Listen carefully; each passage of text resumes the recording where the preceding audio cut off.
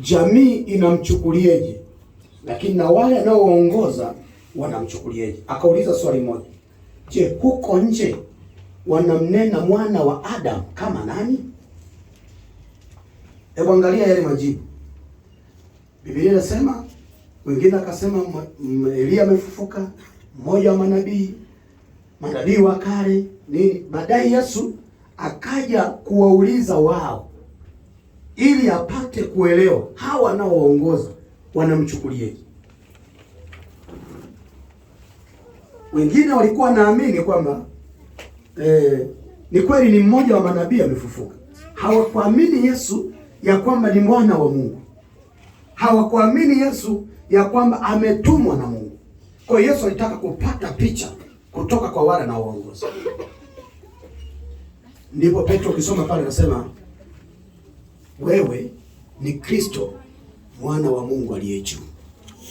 Ukisoma ya maandiko Yesu, ukiendelea kusoma pale majibu ya Yesu anasema, Petro, si damu na nyama vilivyokujalia haya kuyajua, bali Baba yangu wa mbinguni. Haleluya. Kuna mambo mengine ya kiroho huwezi kuyatambua, huwezi kuyaelewa. Na nataka nikwambie, kutambua kwamba huyu ni mtumishi wa Mungu wa kweli na huyu ni mtumishi wa shetani, mpaka uwe na neema ya neno. Bila kuwa na neno ni ngumu.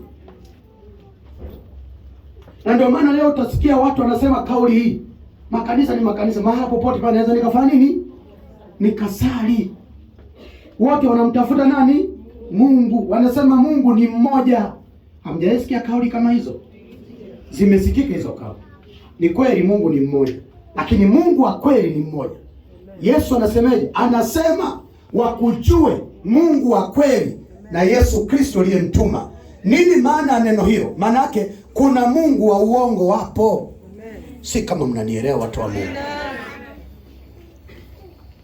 Kwa kujua ya kwamba huyu ni mtumishi wa Mungu, huyu ni mtumishi wa shetani, ni ngumu sana. Lakini mimi hapa nimeandika aina 4. Aina 4. Japo watu wanatafsiri kwamba aina yuko 2. Mchungaji wa kweli wa Mungu na mchungaji wa nani? Lakini utaelewa vizuri. Zipo aina ngapi? 4. Lakini hizi 3 zinawakilisha upande wa Mungu. Ni wachungaji wanaowakilisha upande wa Mungu kulingana na majukumu yao. Isipokuwa hii moja ndio inamhusu shetani. Wachungaji wa nani? Wa shetani. Nataka niseme kitu kimoja kwamba Biblia inasema ukiwa na imani unaweza ukauhamisha mlima huu, kwamba ng'oka ukatupe wapi? Baharini. Na ukisoma kitabu cha Ufunuo 8 mstari wa 8 anasema mlima mkubwa ukatupa wapi? Baharini. Si kama mnanielewa vizuri eh? Okay. Sasa unakuja kujiuliza nini maana? Anasema ukiwa na imani. Imani chanzo chake ni neno la Mungu. Mtu hawezi kawa na imani kama hana neno la Mungu. Basi hiyo imani itakuwa batili. Kwa sababu imani ya kweli inaumbika sawa sawa na neno la Mungu. Sasa anaposema kwamba ukiwa na imani, manake ukiwa na neno la Mungu unaweza ukatambua huu mlima ni wa Mungu, ni mlima wa shetani. Sasa tumefundishana huko nyuma tukisema mlima ni nini? Matatizo.